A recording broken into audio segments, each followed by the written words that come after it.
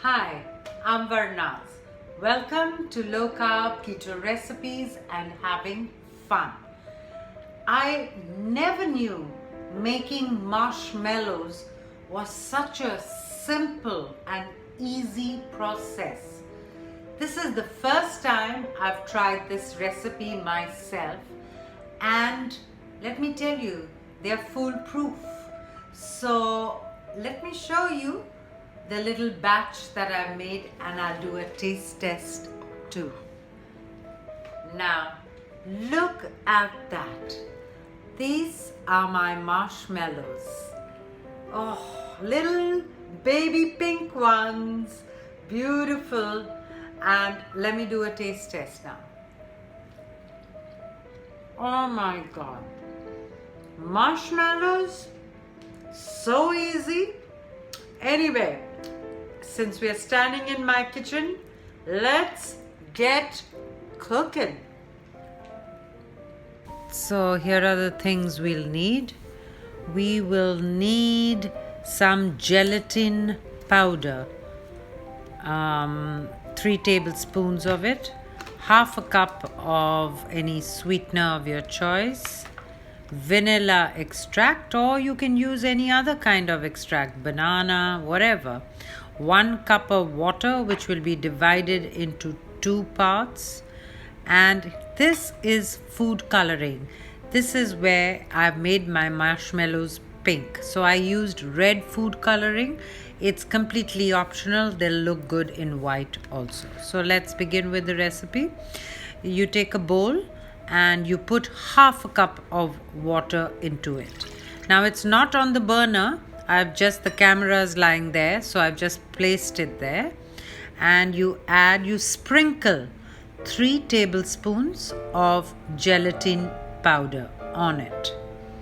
Now what will happen is that you will leave this to rest for about 5 to 10 minutes, and gelatin powder has the capability to soak in the water and become a gooey, thick consistency.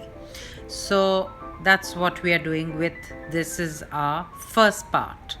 Now the other half of a cup of water, you take a saucepan and you put on your stove and you pour in your water onto the stove top.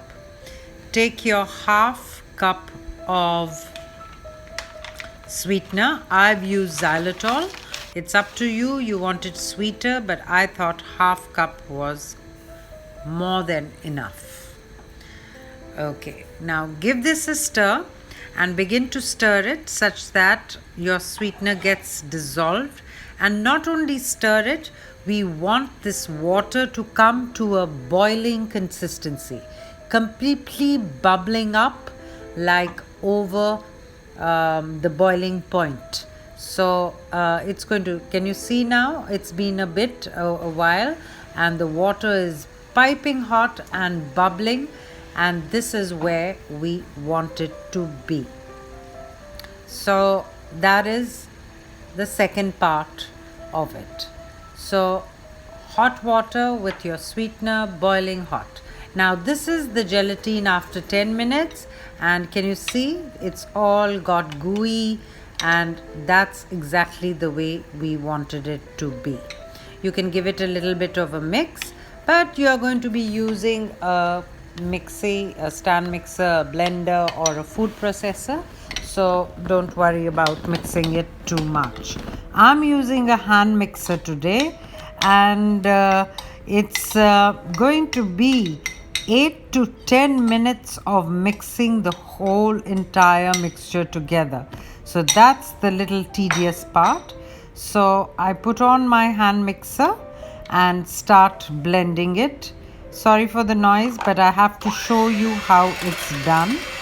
And you just give it a little bit of a mix, and you begin pouring in your hot water and sweetener mixture into this. Carry on with the mixing. If you're using a food processor, then just drop all the hot water mixture in and put on your food processor. And what we are looking for in this mixture is stiff peaks like we do with egg whites. Now, after mixing it a little bit, I'm adding some vanilla extract, 1 teaspoon, or vanilla, there's never too much of vanilla, even up to 2 teaspoons. So you begin with the mixing and we go on and on. I'm showing you to what point the consistency should reach, and this is after about 7-8 minutes of mixing. It's still a runny consistency. We still need to mix it a little more. So this is now after about 10 to 12 minutes. Now look at the mixture. Can you see it's not falling off the blades? And that is how we want it. Okay, so now what we're doing is we are adding, this is completely optional. I wanted lovely pink marshmallows, so I've added 3-4 drops of red food color, so that, look at that, how beautiful the color is changing into a beautiful baby pink. I thought they'd look really pretty as pink marshmallows. And can you see how thick it is? I'm showing you the consistency. Okay, now I've taken a rectangle glass dish and I've lined it with baking paper, and we are going to be pouring it in. There is no baking in this. It's going to be kept in the fridge after we pour it in. I'm sprinkling a bit of a sweetener at the base of the baking paper. That's it, just that, so that the marshmallow, when it's setting, picks up a bit of the granules of the sweetener. Okay, now we are going to pour in the mixture into the glass dish which has been lined with the paper, and this is the part which probably is a little bit cumbersome. You have to start leveling it out such that it becomes like how you do with a cake batter, but you'll need to do it a little bit more. I'm going to show you how. Take a spatula and do it, and that's how it'll become easy for you. So see, this is the way I've spread it end to end into my glass dish, and I want to show you a little trick in case you feel it's not settling down.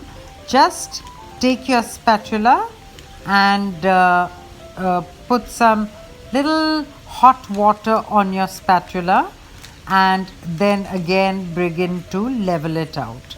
It just helps because it starts giving the smoother look. Don't worry if there are little bubbles in it. That's what I'm doing now. I'm just dipping it in a little bit of hot water, and that way it just starts leveling out even better. Okay, so it's ready for the fridge, and now I've taken it out of the fridge. It went into the fridge for 2 hours or more. You can keep it up to 2-3 hours, just so that it firms up. And now we are about to cut our marshmallows. Just look at that. Take a sharp knife and cut it to whatever size you like. I'm making really big ones. I thought, since this is the first time I'm making it, the bigger the better. And how beautifully they set in the fridge. And look at that. That's my first marshmallow. Spongy, much better than the store-bought one. And gelatin is even good for your health. It's very good for your bones. I hope you like my recipe and do subscribe to my channel. Bye then. Enjoy.